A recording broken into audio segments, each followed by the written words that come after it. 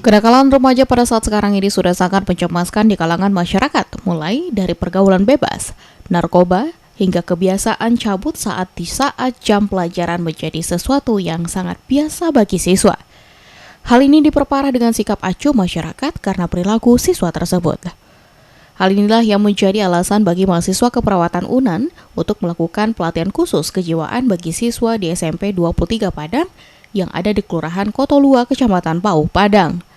Dewi Eka Putri, dosen keperawatan UNAN, menyebutkan saat ini banyak sekali pergaulan menyimpang yang menimpa remaja sehingga menimbulkan masalah kesehatan yang akan dialami oleh remaja itu sendiri.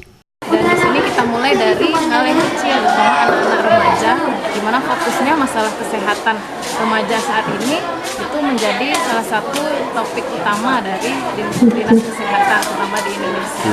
Dan di sini kita mulai dari anak-anak remaja di SMP, dan diharapkan dengan pelatihan usaha kesehatan jiwa remaja ini kita akan mendapatkan kader-kader mulai dari anak-anak itu sendiri, anak remaja dari SMP ini yang akan memberikan dampak positif bagi dirinya dan juga memberikan ilmu pada teman-teman lingkungannya.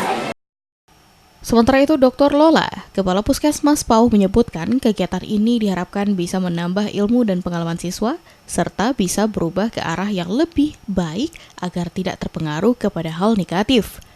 Kita harapkan mereka pertama mampu dulu bagaimana mengontrol diri mereka sehingga tidak jatuh kepada masalah-masalah kesehatan jiwa tadi. Nah, nanti diharapkan mereka mampu membantu teman mereka sehingga ketika teman mereka itu merasa ada masalah seperti kecemasan atau sebagainya, mereka sudah tahu bagaimana cara mengatasi kecemasan tersebut.